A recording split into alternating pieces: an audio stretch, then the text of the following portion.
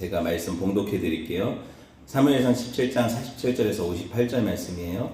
또 여호와의 구원하심이 칼과 창에 있지 아니함을 네 무리에게 알게 하리라. 전쟁은 여호와께 속한 것인즉 그가 너희를 우리 손에 넘기시리라. 블레셋 사람이 일어나 다윗에게로 마주 가까이 올 때에 다윗이 블레셋 사람을 향하여 빨리 달리며 손을 주머니에 넣어 돌을 가지고 물매로 던져 블레셋 사람의 이마를 치매 돌이 그의 이마에 박히니 땅에 엎드러지니라. 다윗이 이같이 물매와 돌로 블레셋 사람을 이기고 그를 쳐 죽였으나 자기 손에 칼이 없었더라. 다윗이 달려가서 블레셋 사람들을 밟고 그의 칼을 그 칼집에서 빼내어 그 칼로 그를 죽이고 그의 머리를 베니 블레셋 사람들이 자기 용사의 죽음을 보고 도망하는지라. 이스라엘과 유다 사람들이 일어나서 소리를 지르며 블레셋 사람들을 쫓아 가이와 에그론 성문까지 이르렀고 블레셋 사람들의 부상자들은 사하라임 가는 길에서부터 가드와 에그론까지 엎드러졌더라. 이스라엘 자손이 블레셋 사람들을 쫓다가 돌아와서 그들의 진영을 노략하였고 다윗은 그 블레셋 사람의 머리를 예루살렘으로 가져가고 갑주는 자기 장막에 두니라. 사울은 다윗이 블레셋 사람을 향하여 나아감을 보고 군사령관 아브넬에게 묻되 아브넬아 이 소년이 누구의 아들이냐. 아브넬이 이르되 왕이여 왕의 사심으로 맹세하옵나니 내가 알지 못하나이다 하매 왕이 이르되 너는 이 청년이 누구의 아들인가 물어보라 하였더니 다윗이 그 블레셋 사람을 죽이고 돌아올 때에 그 블레셋 사람의 머리가 그의 손에 있는 채 아브넬이 그를 사울 앞으로 인도하니 사울이 그에게 묻되 소년이여 누구의 아들이냐 하니 다윗이 대답하되 나는 주의 종 베들레헴 사람 이새의 아들이니이다 하니라. 아멘. 오늘 사무엘강의 40번째 시간이에요. 제목 한번 같이 읽어볼까요? 시작. 전쟁은 여호와께 속한 것이니. 전쟁은 여호와께 속한 것이니. 그럼 전쟁이 누구에게 속했다고요? 하나님께 속한 거예요. 전쟁은 하나님께 속한 거예요. 여러분 지난 시간에 우리가 하나님의 그 거룩하신 이름이 모독당하는 세상 속에서 아무도 그 거대한 세상이 두려워서 반론조차 하지 못하고 누구 하나 나서 싸우지 못하는데 하나님의 이름의 모독을 그 마음으로 느끼며 의분에 차서 일어선 한 소년이 나오죠. 그는 하나님으로부터 보냄받은 자였고 아버지로부터 보냄받은 자였고 하나님께서 예선하신 이스라엘의 진짜 왕이었어요. 그렇죠? 그가 누구예요? 네. 누구예요? 하면 대답을 해야 제가 진행을 하죠. 다윗이죠. 그렇죠? 다윗이라는 소년 하나만 그 당시에 사울도 용사였고 수많은 이스라엘의 대단한 장군들이 있었지만 아무도 해내지 못하는 일을 그 어린 소년 목동이었던 다윗 한 명이 해내죠. 그래요? 여러분 베세다 광야에서 수만 명이 예수님 말씀 들으려고 모였을 때 거기는 광야라서 먹을 게 없었잖아요. 그런데 다들 배가 고파지니까는 제자들이 이 사람들 가가지고 동네 내려가서 먹을 거라도 좀 사 먹고 오게 합시다. 그러니까 너희가 먹을 것을 주라고 하셔요. 예수님이. 그쵸? 근데 아니 어떻게 이 많은 사람을 먹을 게 나오겠습니까? 그때 한 소년이요. 뭘 가져와요? 네. 오병이어를 가져오잖아요. 네. 떡 5개와 물고기 2마리를 그 소년이 자기 엄마가 아침에 갈 때 도시락으로 싸줬나 보죠. 그걸 갖다가 예수님의 앞에 놓으니까 예수님이 축사하시니까 5,000명이라고 기록되어 있지만 사실은 그때 당시에는 남자만 숫자를 셌다고 했잖아요. 그러니까는 모인 인원이 한 2만 명 정도가 먹고도 12광주리가 차게 남는 역사가 일어났죠. 무슨 말을 하는 겁니까? 다윗의 물맷돌이 마치 오병이어의 기적 같은 거예요. 하나님 손에 들려졌을 때 하나님께서 아무도 이루지 못하는 그런 기적의 역사를 이루셔서 블레셋을 어떻게 해요? 하나님이 다윗을 통해서 완전히 멸하시죠. 전쟁은 누구에게 속한 거라고요? 다윗? 아니요. 전쟁은 하나님께 속한 거예요. 전쟁은 하나님께 속한 거예요. 우리는 이걸 믿어야 되는 거예요. 성도인 우리가 하는 싸움은 상식의 싸움이 아니거든요. 그러니까 세상은 우리한테 상식으로 도전하고 세상 정신으로 도전하거든요. 그런데 하나님께서 우리에게 분명히 가르쳐 주시는 게 뭐냐면 성도인 우리의 싸움은 혈과 육에 대한 것이 아니래요. 그러니까 세상의 방식의 싸움이 아니래요. 우리가 육체를 분명히 갖고 있지만 이 전쟁을 묘사하기를 성경은 항상 이 전쟁이 영적인 전쟁이라고 얘기를 하죠. 그래서 가나안 정복 전쟁이 사실은 이 블레셋과의 전쟁이 다 이 영적인 하늘의 전쟁을 모형하죠. 맞잖아요. 그래서 하나님을 대적하는 세상 정신을 이 세상 신과의 전쟁을 모형하는 거고, 성도들은 바로 지금 이 다윗과 함께 싸우려고 뭐예요? 지금 준비하고 있는, 하나님께서 준비시키고 있는 이스라엘이란 말이에요. 우리가 그렇단 말이에요, 영적으로 보면. 그러니까 영적인 전쟁이고 혈과 육에 속한 것이 아니니까 분명히 우리의 무기도 달라야 되겠죠. 혈과 육에 속한 거라면 전투기도 필요하고 뭐 드론도 필요하고 탱크도 필요하고, 여기 뭐라고 해요? 칼과 창과 단창 같은 게 필요하겠죠. 그런데 이게 혈과 육에 속한 싸움이 아니고 영적인 전쟁이니까 우리의 무기는 뭐가 되어야 될 거라는 거예요. 분명히 칼과 창과 단창이 아니라는 거예요. 다른 무기를 가지고 싸워야 된다는 거예요. 그쵸? 왜? 이 싸움이 하늘에 속한 이 영적인 어떤 권세자들과의 싸움이니까, 마귀와 사탄과의 전쟁이니까 그렇다는 거예요. 봅시다. 에베소서 6장 12절 시작. 우리의 씨름은 혈과 육에 대한 것이 아니요 통치자들과 권세들과 이 어둠의 세상 주관자들과 하늘에 있는 악의 영들을 상대함이라. 우리가 싸움을 싸우는데, 믿음의 선한 싸움을 싸우라고 우리를 군사로 부르셨는데, 우리의 싸움은 세상에 있는 어떤 눈에 보이는 현상들이나 사람들과의 싸움이 아니래요. 그들의 배후에서 그들을 붙잡고 조정하는 이 세상 정신을 주관하는 어둠의 세상 주관자들과 하늘에 있는 악한 영들에 대한 싸움이래요. 맞죠? 그게 뭐예요? 하나님을 대적하여서 교만하여 북극성까지 높아진 사탄과 함께 이 땅에 쫓겨난 천사의 무리들, 타락천사, 마귀들, 악령들, 그쵸? 사람이 죽어서 귀신이 되는 게 아니라고 몇 번을 설명을 드렸잖아요. 그게 아니라 이미 천사 중에 타락한 것들이, 악한 영들이 이 공중의 권세 잡은 자들이라는 거예요. 그러니까 그들의 수도 한정이 있겠죠. 여러분, 그들이 늘 이 세상에 주는 세상 정신이 뭐예요? 힘의 원리라는 거예요. 세상은 강한 놈, 뭐예요? 뛰는 놈 위에 나는 놈, 뭐예요? 뭐 권력자, 뭐 국가적인 어떤 군사력의 막강함, 힘, 명예, 이게 다라는 거예요. 이런 것들이 더 많고 크고 높을수록 이 세상을 지배할 수 있다는 거죠. 여러분, 경주에서 지금 뭐가 열리고 있어요? 예, 아펙이라고 하는 그 정상회담이 열리고 있어요. 그 정상 결정 같은 회담이 열리고 있는데, 보면 거기서 서로 자기가 왕이라고 뽐내는 사람들이 나타나죠. 심지어 그걸 그 사람이 왕이라고 인정해 주듯이 우리나라가 선물한 게 뭐예요? 신라 금관 같은 모형 같은 거 이렇게 줬잖아요. 얼마나 기뻐하고 좋아해요. 그쵸? 제가 어떤 특정한 그 정치적인 성향으로 이 얘기를 하는 게 아니라 세상 정신을 얘기를 하는 거예요. 세상 왕들은 자기가 왕이라고, 권력이 있다고, 큰 나라의 대통령이라고, 힘 있다고 서로 이거를 과시하는 거예요. 그쵸? 그래서 뭐 G7이니 뭐니 하면 사람들이 와 대단하다. 개도국은 거기 끼지도 못하고, 선진국이 빨리, 우리도 선진국의 반열이 되고 싶어. 그리고 그럴 때 그 사람들이 그냥 오는 게 아니라 기업 총수들을 데리고 오죠. 그리고 막 경제, 문화, 산업 전반에 걸쳐서 엄청난 요동이 치고, 그들이 뭘 과시하는 거예요? 자기 권력과 세를 과시하는 거잖아요. 나는 이렇게 힘 있는 거고, 힘 있는 사람이고, 너네들이 나한테 복종하고 순종하고 굴종할 때 내가 이 힘을 나눠주겠어. 이거잖아요. 그래서 서로 눈치 보면서 뭐 트럼프 황제님, 뭐 진시황이라고 불리는 시진핑 황제님, 뭐 이렇게 서로 이렇게 높여주고 하는 거잖아요. 이 세상 정신이라고요. 이게 피라미드라고 했죠. 그 지배 구조 자체가 정점에는 몇 명이 서지도 못하는데, 그 정점을 향해서 달려가는 것이 여러분 그 바로의 세계고 애굽의 세계예요. 이 세상이란 말이에요.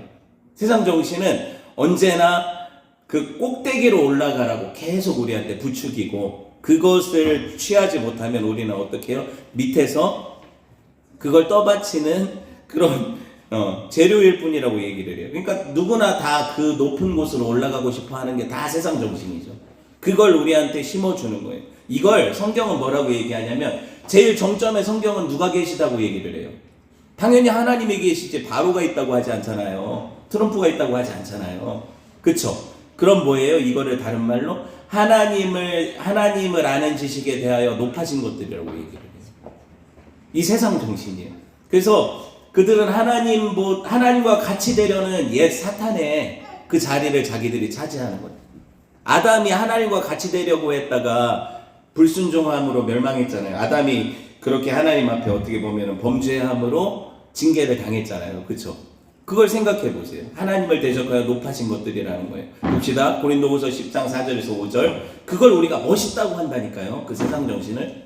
한번 생각해 봅시다. 시작. 우리의 싸우는 무기는 육신에 속한 것이 아니요 오직 어떤 견고한 지도 무너뜨리는 하나님의 능력이라. 모든 이론을 무너뜨리며 하나님만 아는 것을 대적하여 높아진 것을 무너뜨리고 다 무너뜨리고 모든 생각을 사로잡아 그리스도에게 복종하게 하니. 보세요. 하나님에 대하여 높아진 것들이 뭔지 아시겠어요? 나도 하나님같이 될 수 있다는 거예요. 나도 선악의 판단자가 돼서 내 인생의 주관자가 돼서 내가 정한 것, 내가 옳다고 하는 것이 옳다고 믿으며 살겠다는 거예요. 이 세상 정신이죠. 그게 포스트 모더니즘이고 우리가 알고 있는 모든 인본주의 휴머니즘이 거기서 나오는 거예요. 그래서 인본주의의 어떤 뿌리가 뭐예요? 하나님의 뜻에 순종하는 것은 주체성이 없다는 거죠. 창세기에서 왜 아담이 인본주의의 표상이고 대표자가 돼요? 하나님 뜻을 거부하고 내가 원하는 대로 판단하고 살겠다고 그 명령에 순종하기보다는 주체성을 발현한 거잖아요. 인간의 주체성. 내가 내 삶의 주인이다 이거죠. 이게 인본주의의 시초란 말이에요. 그 인본주의는 누구를 대적하는 거예요? 신본주의를 대적하죠. 아시겠어요? 이게 바로 하나님에 대하여 하나님을 대적하여 높아진 거라는 거예요. 그런데 모든 아담 이후로 인생들은 다 이런 삶을 사는 거죠. 교회 안에서도 마찬가지예요. 하나님 말씀이 선포돼도 내 마음이 어때요? 내 뜻과 다르면, 내 생각과 다르면 하나님 말씀을 배척하고 튕겨내잖아요. 내 뜻이 옳습니다. 아무리 백날 목사님 얘기해 보세요.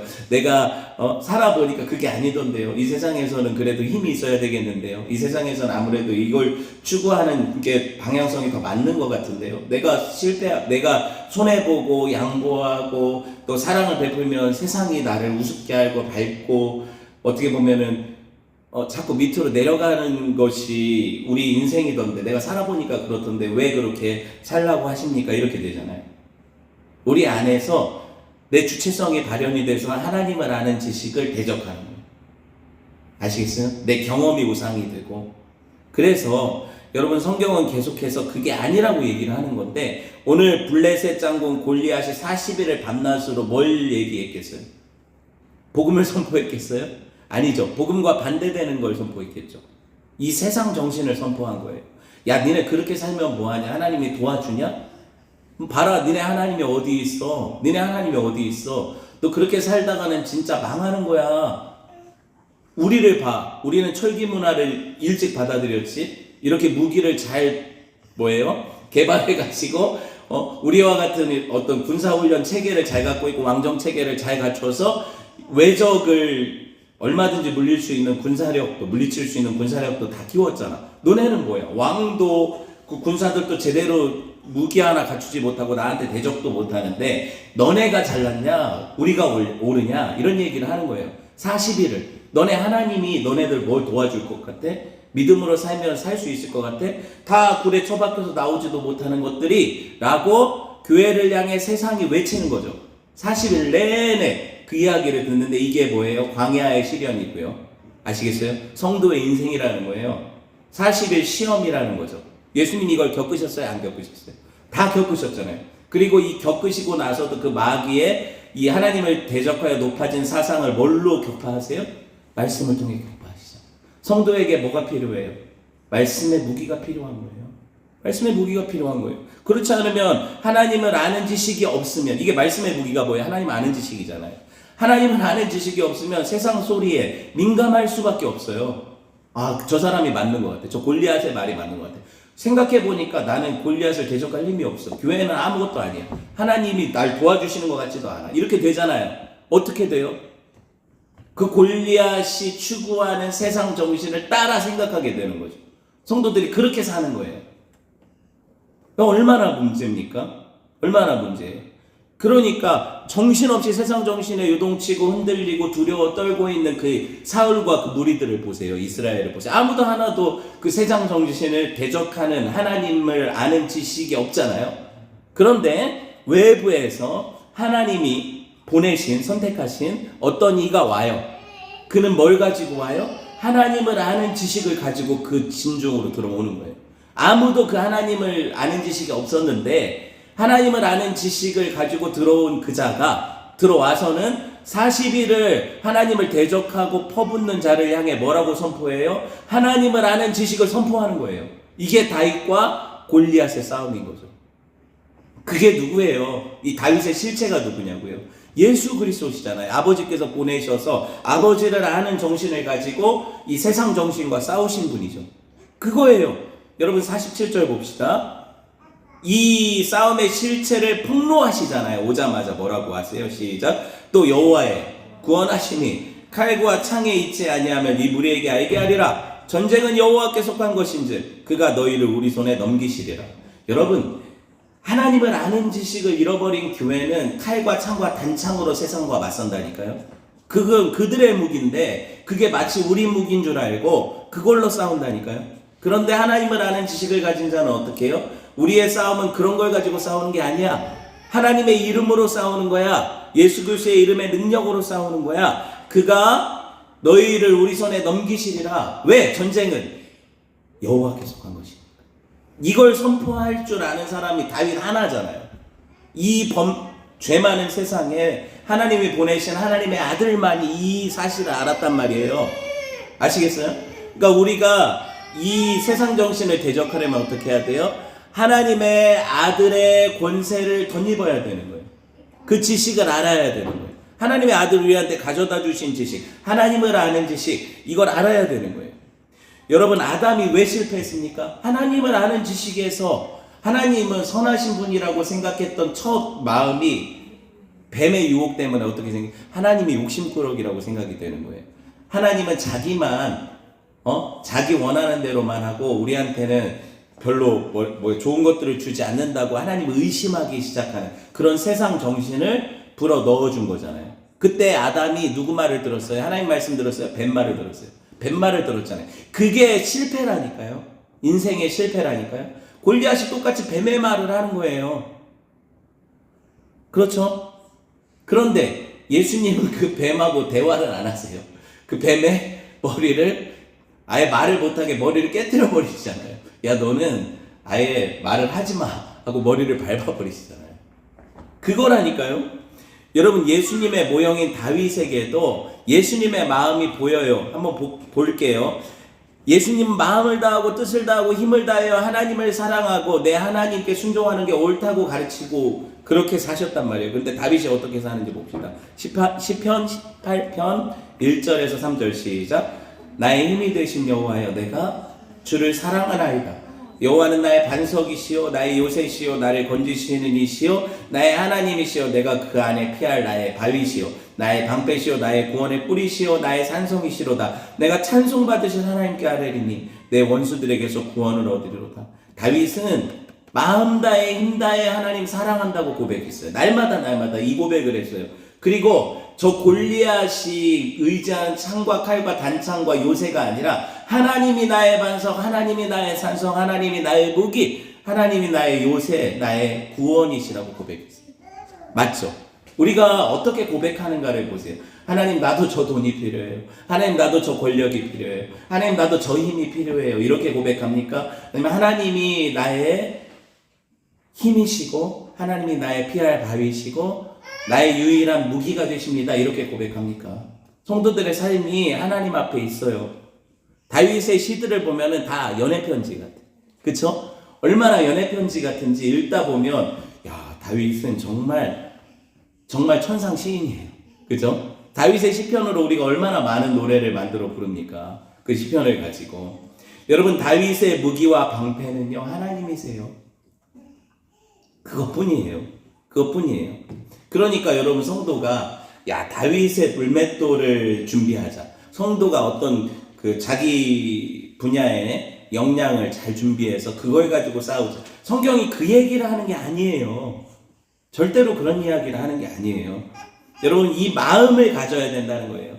다윗의 마음, 하나님만 의지하는 이 마음. 다윗이 골리앗 쓰러뜨리는 장면이 보면 이게 나오거든요. 봅시다. 48절 시작. 블레셋 사람이 일어나 다윗에게로 마주 가까이 올 때 다윗이 블레셋 사람을 향하여 빨리 달리며 손을 주머니에 넣어 돌을 가지고 물매로 던져 블레셋 사람의 이마를 치매 돌이 그의 이마에 박히니 땅에 엎드러지니라. 이거 보면서 다윗이 얼마나 평소에 곰과 사자들을 물맷돌로 수없이 쳐서 죽였으면 이 위기의 상황에서도 정확하게 그 이마를 한 방에 가격해서 쓰러뜨릴 수 있었냐. 이런 능력을 기르자. 성도들도 이런 자기만의 무기가 있어야 된다.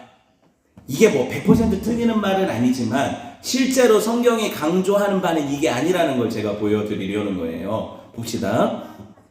다윗은 실제로 자기 물맷돌 실력을 자랑한 적이 한 번도 없다. 성경이 이걸 증언해요. 자, 시편 144편 1절 봅시다. 시작. 나의 반석이신 여호와를 찬송하리로다. 그가 내 손을 가르쳐 싸우게 하시며 손가락을 가르쳐 전쟁하게 하시는도다. 이게 다윗의 시거든요. 물맷돌은 뭘로 던져요? 손으로 던지죠. 손가락으로 던지죠. 지금 누가 이 물맷돌을 던지셨다는 고백이에요? 자기 실력 아니라는 거잖아요. 내 손가락을 가르쳐 싸우시게 하시는 분이 누구예요? 사람들이 행여라도 다윗이 물맷돌 실력으로 골리앗을 이겼다고 할까봐 다윗이 써놨잖아요. 시편에. 내 손가락을 가리켜 저 원수를 이기게 하시는 분이 누구시다? 하나님이시라고요. 하나님이시라고요. 이런 본문들을 보면 성도들이 어떤 고백으로 하나님 앞에 올려드려야 될지 아시지 않겠어요? 진정한 성도의 고백이잖아요. 무슨 백발백중으로 나는 이 물맷돌을 던지는 실력이 있어서 하나님이 그걸 사용하셔서 내가 골리앗을 이기게 하셨다고 자기 자랑을 은근슬쩍 거기 껴넣는 게 대부분 우리 성도들의 간증인데, 맞죠? 이게 대부분 우리들의 간증인데 다윗의 간증은 달라요. 다윗의 간증은 뭐예요? 자기의 자랑과 자기의 의지는 그깟 돌멩이가 아니라는 거예요. 던지는 실력도 아니라는 거예요. 하나님이 하셨다고 고백하잖아요. 하나님이 하셨다고 고백하잖아요. 그의 무기는 오늘도 네가 모욕하는 이스라엘 군대의 하나님 여호와의 이름으로 내게 가노라. 이거 하나거든요. 하나님 이름 하나예요. 그런데 우리는 실제로 보면 내 삶에서 하나님의 이름으로 싸우는 경우가 별로 없고 세상과 같은 방식으로 자꾸 그 무기 가지고 싸우려고 하다 보니까 힘든 거예요. 여러분 기도할 수 있는데 왜 걱정하십니까? 기도할 수 있는데 왜 염려하세요? 기도할 수 있는데, 그러니까 무슨 말이냐면 하나님을 의지할 수 있는데 왜 내가 다 그걸 해결하려고 합니까? 안 하잖아요. 먼저 하나님 앞에 엎드리지 않잖아요. 할 것 다 해보고 안 되고 안 되면 결국에 그때서야 하나님 앞에 무릎 꿇는 게 우리잖아요. 얼마나 잘못됐어요. 순서가 바뀌었잖아요. 성도의 의지는 뭐예요? 하나님을 신뢰하는 거예요. 하나님께 먼저 엎드리는 거예요. 저도 이게 잘 안 될 때가 있어요. 그러니까 결국에는 뭐예요? 내가 내 실력으로 이걸 문제를 해결해보고 내 경험과 인맥으로 해결하려다 안 될 때 하나님을 자꾸 찾는데 그때마다 하나님이 깨닫게 하시는 게 있어요. 목사도 그런데 성도들은 오죽하겠냐? 당연하죠. 그게 잘 안 돼서 이 연습을 하는 거예요. 먼저 어떤 일을 닥쳤을 때 하나님을 의뢰하는, 하나님께 엎드리는 연습을 해야 되는 거예요. 그거 해봐야 되는 거예요. 여러분 이스라엘 군대에 하나님의 이름을 의지하면 여러분 하나님께서 이기게 하셨다는 고백이잖아요. 다윗은 절대로 무기를 의지하지 않았다는 걸 제가 분명히 다시 보여드릴게요. 50절에서 이걸 강조하거든요. 봅시다. 시작. 다윗이 이와 같이 물매와 돌로 블레셋 사람을 이기고 그를 쳐 죽였으나 자기 손에는 칼이 없었더라. 다윗이 달려가서 블레셋 사람을 밟고 그의 칼을 칼집에서 빼내어 그 칼로 그를 죽이고 그의 머리를 베니 블레셋 사람들이 자기 용사의 죽음을 보고 도망하는지라. 세상의 무기인 칼과 창과 단창에 대해서 얘기해놓고 그 손에는 뭐가 없었다? 다윗의 손에는 뭐가 없었다고 강조를 해요? 칼이 없었다. 굳이 이 이야기를 왜 하냐고요. 그걸로 싸우는 게 아니라는 거예요. 물맷돌이 있었. 그게 아니라고 아까 얘기했잖아요. 그게 아니라고요. 그걸 강조하는 게 아니에요. 세상의 무기로 싸우지 않는 걸 강조하는 거예요. 그런 걸로 싸우지 않았다는 걸 강조하는 거예요. 그래서 결국에 자신이 쓰러뜨린 골리앗의 칼을 빼내. 골리앗도 참 기구하죠. 그 어린 소년에게 죽임당하고 자기 칼 한번 못 휘둘러보고 그 칼에 목이 베어 죽는 그 골리앗 장군, 블레셋 장군 어때요? 그게 돈이든 권력이든 명예든 인간관계든 사람들은요, 이 세상은요, 그가 그토록 의지하고 목매달던 그것에 의해서 죽임당하는 거예요. 성경이 그거 보여주는 거잖아요. 그 칼이 네 목을 친다는 거예요. 그 칼이 뭐가 되었든 그게 하나님 일하시는 방법이라니까요. 하나님을 의뢰하지 않고 그것이 내 힘입니다, 그것이 나의 반석입니다, 그것이 나의 산석입니다 하는 모든 사람들은 그것 때문에 망한다는 걸 보여주는 게 골리앗의 죽음이에요. 그 칼에 의해서 죽임을 당하잖아요. 그가 의지하는 것에 의해서. 여러분, 이것을 왜 성도들이 신앙생활에서 이 광야에서 배웁니까? 왜 배웁니까? 하나님께서 우리 인생의 주관자시고 우리가 의지할 유일한 분이시고 피할 반석이시라는 것을 이 다윗의 이야기를 통해서 보게 하셨고, 이걸 내 삶에서 경험해야 나의 하나님이 되는 거잖아요. 내가 안 경험하고 어떤 사람이 간증하면 저 사람의 하나님은 살아계셔, 저 집사님의 하나님은 살아계셔. 그럼 나의 하나님은? 내 하나님은요? 그게 무슨 신앙생활이에요? 여러분, 하나님 이걸 보여주시는 거거든요. 세계를 정복했던 로마도, 카이사르도, 그 몽고의 황제 칭기스칸도 다 망했잖아요. 다 없잖아요. 시진핑은 영원합니까? 트럼프는 영원해요? 트럼프는 지금 왕을 2번이나 하더라고요. 미국 왕을. 그래도 영원하지 않잖아요. 생각해 보세요. 인간관계는 어떻습니까? 여러분, 전에 우방이었던 나라들이 지금은 자기 나라의 실제적인 실리를 위해 움직여서 영원한 우방이 없다고 하죠, 지금. 그런 상황이란 말이에요. 자, 소년 다윗이 하나님의 이름으로 이겼어요. 블레셋 장군 골리앗이. 골리앗이 엎드러졌고 목베임을 당했어요. 그러니까 어떤 일이 일어나요? 52절 시작. 이스라엘과 유다 사람들이 일어나서 소리를 지르며 블레셋 사람들을 쫓아 가이와 에그론 성문까지 이르렀고, 블레셋 사람들의 부상자들은 사하라임 가는 길에서부터 가드와 에그론까지 엎드러졌더라. 이스라엘 자손이 블레셋 사람들을 쫓다가 돌아와서 그들의 진영을 노략하였고. 자, 골리앗, 자기들이 의지하던 세상 정신의 가장 선두의 선, 그쵸? 자기들이 의지하는 가장 힘의 정점이라고 믿었던 그가 엎드러졌어요, 하나님의 이름에 의해서. 그러자 그들이 자기들의 패배를 인식하죠. 그리고 어떻게 해요? 그들이 그렇게 기세등등해서 40일을 그러고 있었는데 자기들이 의지하던 게 엎드러지니까 이스라엘은, 두려워하던 이스라엘은 그 굴에 숨어있던 데서 나와요, 골짜기에서. 그리고 블레셋은 다 도망가기 전. 사실 싸워볼 만하잖아요. 아직까지 한 번도. 사실은 이 대표자들끼리만 싸웠지 자기들끼리 칼창을 맞댄 건 아니잖아요. 그리고 지금까지 숨어서 쭈그러들어서 힘없이 두려워했던 게 누구예요? 이스라엘이잖아요. 그런데 보세요. 이게 대표자들의 싸움이라고 제가 늘 얘기하는 이유가 이미 싸움이 끝난 거예요. 그 세상 정신이 무너진 거거든요. 패닉에 빠졌잖아요, 지금. 그래서 예수 그리스도께서 뱀의 머리를 깨뜨리심으로 어떻게 돼요? 사탄의 잔존 세력하고의 싸움만 되는 거예요. 이 성도들의 이 싸움을 지금 싸우는 거죠. 예수님의 십자가 이후에는 보세요. 어디까지 도망가요? 그들의 진영까지 도망가잖아요. 에그론이라는 성은 아스글론, 아스돗, 가드, 가사, 에글론이죠. 이 블레셋 5대 도시의 성문 앞까지 가는 거예요. 대적의 성문을 취하리라고 하셨잖아요.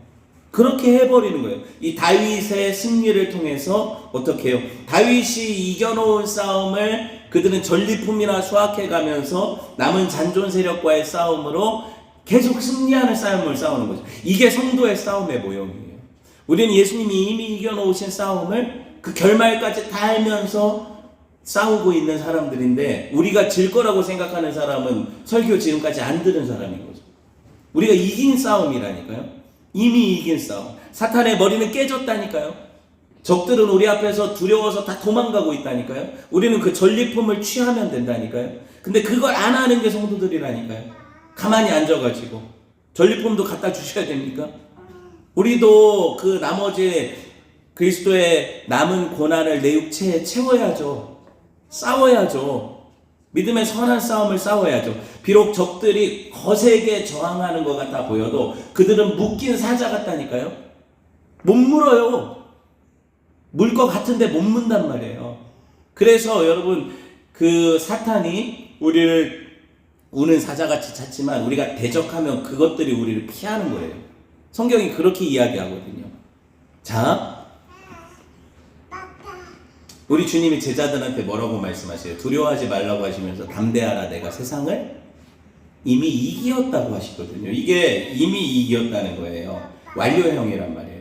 그러면 예수님이 이기신 싸움에서 우리 제자들은 뭐래요? 그 싸움의 주도권이 이미 우리한테 넘어왔으니까 우리는 그 뒤를 따라 싸우면 되는 거예요. 다윗의 물맷돌이 예수 그리스도의 십자가라니까요. 다윗의 물맷돌이 예수 그리스도의 십자가예요. 여러분, 성경이 예수님을 얼마나 돌이라고 표현하는지 아세요? 스톤? 아시죠? 여러분 아는 거 하나만 대보세요. 예수님을 표현하는 돌. 무슨 돌? 바둑돌? 무슨 돌? 네, 코너스톤. 모퉁이 돌. 또 리빙스톤. 산돌. 또 화이트스톤. 흰돌. 또 다니엘서에 보면 어떤 신상을, 그 금신상을 무너뜨린 무슨 돌? 뜨인 돌 들어봤잖아요. 왜 이렇게 대답을 못해요? 뜨인 돌. 뜨인 돌이 이게 호버링 스톤이 아니야. 그렇게 떠서 때리는 그런 스톤이 아니고요. 뜨인 돌은 뭐냐면은 사람들이 돌을 뜨는 곳, 채석장을 얘기하죠. 그 뜨다라는 뜻이에요. 그런데 사람들이 손으로 뜨지 않은 돌이라고 다니엘서에 나와요. 사람의 손으로 뜨지 않은 돌이, 그 뜨인 돌이 그 느부갓네살의 금신상을 깨뜨리는 환상이거든요. 사람의 손으로 뜨지 않은 돌이 누구겠어요? 하나님에 의해서 나온 돌이시죠. 사람의 손이 하지 않은 돌이시죠. 그걸 얘기하는 거예요. 그러니까 성경이 예수님을 돌이라고 표현하면서 오늘 뭘 집중하게 하시냐면 그 느부갓네살 환상에서 그 금신상을 이마를 깨뜨리신 그 돌이 오늘 거인이라고 불리는 세상 정신이 누구? 골리앗의 이마를 깨뜨려 버리시잖아요. 그걸 성경은 십자가로 승리하셨다고 하는 거예요. 사람들이 상상하지 못하는 방법을. 그래서 마귀 사탄도 하나님이 자기 아들을 보내서 그런 방식으로 승리하실 거라고 생각하지 않았거든요. 모든 세상 정신은 힘으로 싸우죠. 그러니까 로마도 트럼프도 결국에 뭘로 세상을 지배하려는, 공포와 자기의 권력과 힘으로 지배하려고 하는 거잖아요. 무력으로. 근데 하나님이 보내신 왕은 그렇게 지배하지 않죠. 뭘로 오세요? 섬김을 받으러 오신 게 아니라 섬김의 왕으로 오시죠. 자기를 내어주심으로, 저들을 권력으로 지배하시는 왕이 아니라 자기 생명까지도 내어주심으로 사랑으로 지배하시죠. 그 왕이시라는 거예요. 그러니까 그 돌이 세상 정신을 깨뜨리는 장면이 골리앗과 다윗의 싸움이죠. 그리고 성도들은 이미 승리하신 그 십자가 바라보면서 그 십자가의 길로 달려가는 자들이에요. 그렇게 가는 자들이에요. 재밌는 것은 여러분, 이 모든 그 성경의 이야기 스토리가 그냥 하나도 허투루 기록된 게 없잖아요. 예수 그리스도의 모형이 지금 여기 누구라는 거예요? 다윗이라는 거잖아요. 그러면은 다윗이 가지고 있는, 제가 몇 개의 설명을 통해서 예수님을 모형한다고 했었는데 또 한 가지가 나오거든요. 여기 저만 재밌는지 모르겠지만 사울이 다윗을 못 알아보잖아요. 사울이 어떻게 다윗을 못 알아보냐고요. 성경이 잘못된 거 아니에요? 지금까지 다윗이 뭘 했는데요? 사울의 왕궁에 오가면서 그의 악신을, 수금을 타서 치료하는 일을 했고, 무기든 자로서 사역을 했고, 그쵸? 이런 일들이 있었는데 못 알아본다? 봅시다. 사무엘상 17장 55절 58절 시작. 사울은 다윗이 블레셋 사람을 향하여 나아감을 보고 군사령관 아브넬에게 묻되, 아브넬아, 이 소년이 누구의 아들이냐? 아브넬이 이르되, 왕이여, 왕의 사심을로 맹세하옵나니 내가 알지 못하나이다. 아브넬도 알고 있었어요. 모를 수가 없었거든요. 그런데 왕이 이르되, 너는 이 청년이 누구의 아들인가 물어보라 하였더니 다윗이 그 블레셋 사람을 죽이고 돌아올 때 그 블레셋 사람의 머리가 그의 손에 있는 채로 아브넬이 그를 사울 앞으로 인도하니 사울이 그에게 묻되, 소년이여 누구의 아들이냐 하니 다윗이 대답하되, 나는 주의 종 베들레헴 사람 이새의 아들이니이다. 이 기록이 왜 예수님을 예표하는지 볼게요. 이 장면에서 사람들은 예수님의 공생의 시 예수님을 육체로 알았던 경우 대부분의 사람들이 예수님을 향해 누구라고 불렀어요? 요셉과 마리아의 아들, 그 아버지는 목수, 이렇게 알았어요. 그런데 예수님이 공생애를 시작하시면서 성령의 기름 부음 받으시고 사탄을 광야에서 물리치시고 그 이후에 계속 사역하실 때마다 계속해서 따라다니는 의문이 있었어요. 저분이 누구시냐는 거죠. 복음서에 보세요. 계속 이 질문을 해요. 저분이 누구냐는 거예요. 저분이 누구시기에 바다와 저 태풍도 순종하느냐? 저분이 누구시기에 안진뱅이를 일으키고 죽은 자를 살리냐? 눈먼 자를 눈뜨게 하냐? 저분이 누구시냐?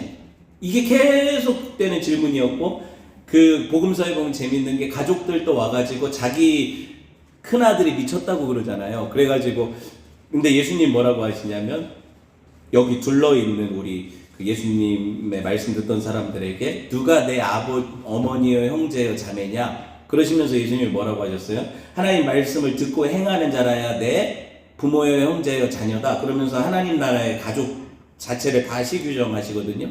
그때에도 그 부모님하고 형제들은 되게 황당했을 거예요. 그 이야기를 듣고 예수님이 진짜 미쳤다더니 진짜 미쳤나 보다 이렇게 생각했을 수도 있단 말이에요. 주변에서 막 사람들이 니네들이 내 가족이고 저 사람들 혈연으로 이어진 저 사람들은 내 가족 아니다 이렇게 말씀하시는 거랑 마찬가지니까 충격을 받았을 거 아니에요.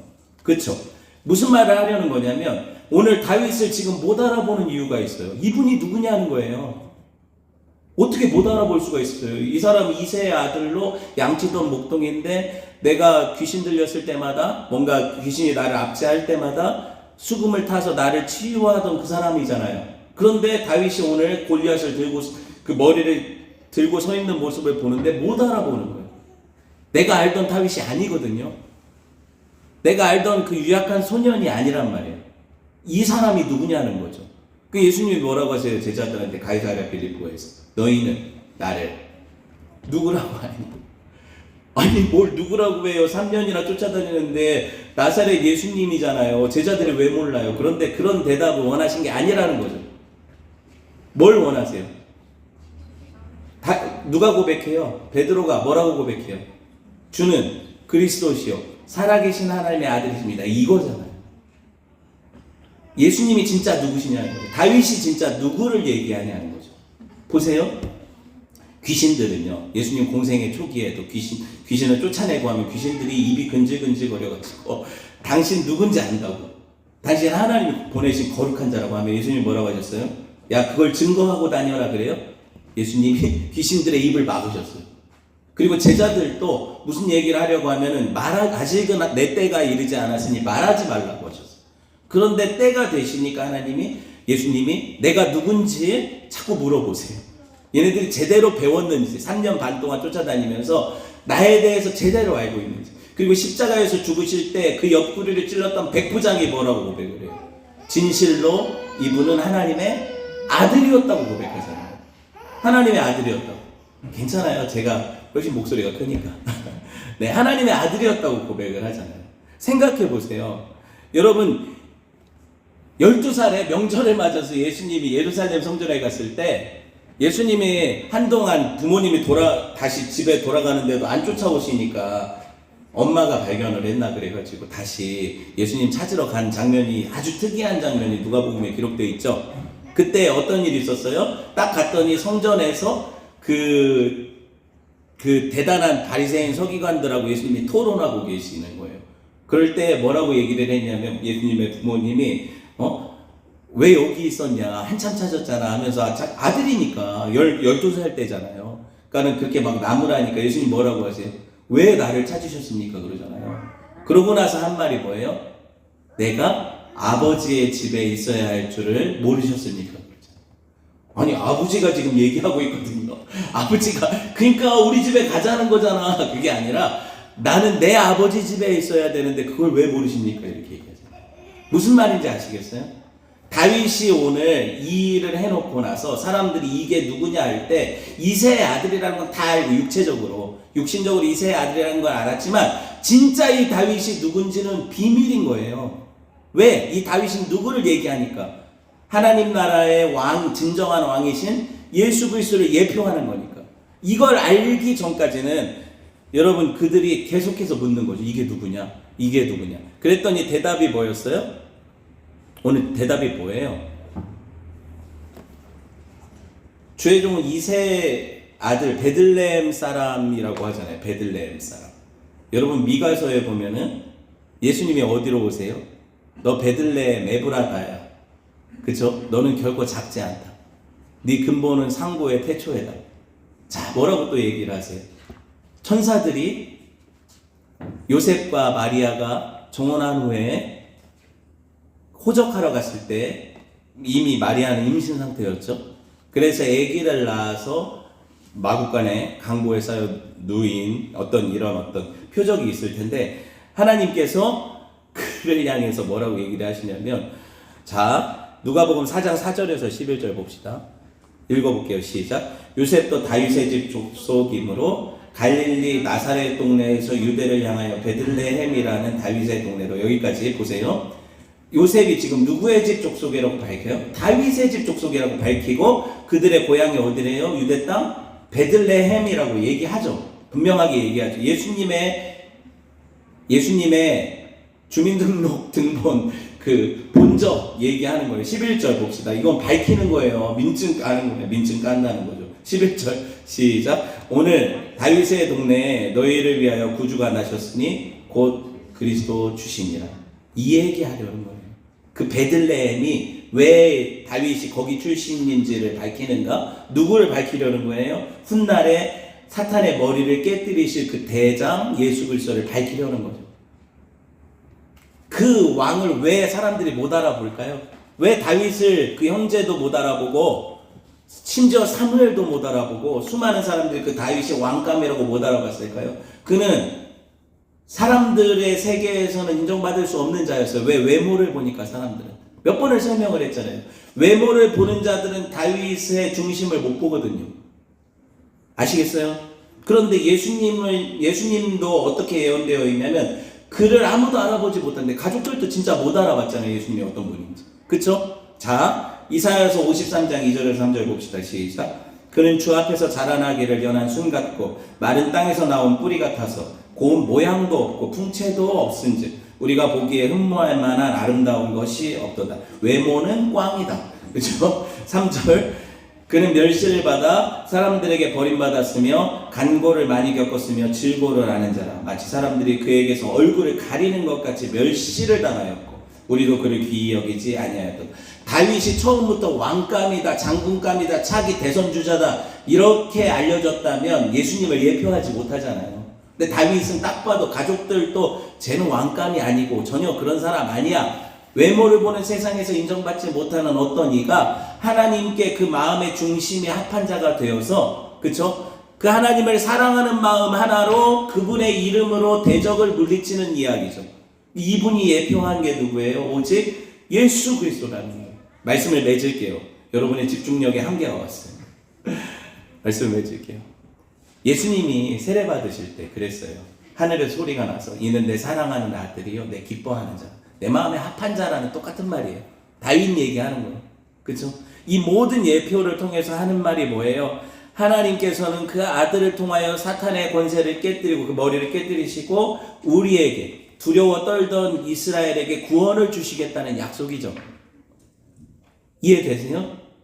이거밖에 더 있냐고요. 그래서 십자가에서 예수님이 가상칠언이라고 하는 십자가상에서 하신 7마디에서 마지막 말씀이 뭐예요? 테텔레스타이잖아요. 다 이루었다. 뭘 이루셨다는 거예요? 십자가로 승리하셨다는 거예요. 사탄의 머리를 그 십자가의 순종을 통해 깨뜨리셨다는 거예요. 첫사람 아담이 실패했던 그 자리에서 하나님께 온전한 순종을 들이심으로 첫사람의 아담의 실패를 둘째 아담이 갱신하시고 회복시키시고 새롭게 하셨다는 거죠. 그런 은혜가 저와 여러분에게 있다니까요. 그걸 우리가 누린다니까요. 그런 믿음으로 예수 그리스도를 따라 사는, 그리고 그분의 승리를 내 승리로 경험하는 저와 여러분 됐으면 좋겠어요. 끝내고 싶은데 한마디만 더 할게요. 이거 다음 주에 할 수가 없어서. 사울이 상금으로 뭘 걸었습니까? 이것도 예수님의 예표거든요. 예, 첫째는 세금의 면제고 둘째는 딸을 걸었어요. 자, 생각해 봅시다. 세금은 누구한테 면제된다고 제가 저번에 설명드렸죠? 왕족들한테, 당시 왕족들한테만 면제가 되는 거. 실제로 그 왕가의 일원이 되잖아요. 누가? 다윗이. 그게 성도들의 예표예요. 아시겠죠? 우리가 하나님의 왕 같은 제사장이 되니까. 그리고 또 하나 아직 설명하지 않은 한 가지 제가 일부러 남겨둔 게 있는데 딸을 주시죠. 그 승리를 통해 얻은 딸이 교회예요. 교회를 뭐라고 불러요? 그리스도의 신부라고 부르죠. 예수 그리스도께서 교회를 신부로 얻으시는 장면이 어디서 나타나요? 십자가에서 나타나잖아요. 여러분 창세기에 보면 신랑과 신부가 나오는데 신부는 어디서 만들어졌어요? 흙으로? 아니요. 신부는 신랑의 옆구리를 떼서 만들었어요. 그 갈빗대를 떼서. 뭐가 흘러나와요? 당연히 피와 기름이 흘러나왔겠죠. 그래서 피와 기름을 가지고 하나님 앞에 예배하잖아요. 근데 그 옆구리에서 나온 그 피와 기름이 뭐가 돼요? 신부가 되죠. 여자가 되잖아요. 여자. 남자에게서 나와서 여자가 되잖아요. 자, 이게 십자가의 비밀이에요. 예수님이 십자가에 달리셨을 때 어디를 찔리셨어요? 로마 병정이 옆구리를 창으로 찌르시죠. 찌르시는 게 아니라 찔렀죠. 그럴 때 그 피가 터져 나오면서 예수님의 직접적인 사인이 그 창에 의한 자상이거든요. 왜냐면 다른 그 옆에 달렸던 사람들은 다리를 다 꺾었어요. 그쵸? 왜냐면 살아 있었거든요. 근데 예수님한테 딱 갔을 때 예수님은 이미 운명하셨다고 했죠. 그래서 꺾을 필요가 없었다고 했죠. 성경에 그의 뼈가 하나도 꺾이지 않는 말씀이 응한다고 했어요. 그게 무슨 말이냐면 이미 옆구리 창상으로 죽으셨다는 거예요. 그러면 옆구리 창상을 통해서 나온 게 누구예요? 그리스도의 신부인 교회라는 거죠. 그래서 아담이 뭐라고 고백했냐면 너는 내 뼈 중에 뼈고 내 살 중에 살이다. 연합을 얘기하거든요. 너와 나는 하나다라는 거. 이게 그리스도와 신부인 교회의 이야기죠. 이거밖에 더 있어요. 그분의 옆구리에서 파생된 게 저와 여러분이에요. 신부라고요. 그런 은혜를 누리고 있잖아요. 예수님의 승리가 우리 승리예요. 그런 은혜를 누리는 저와 여러분 됐으면 좋겠습니다. 네, 말씀 붙잡고 기도합시다.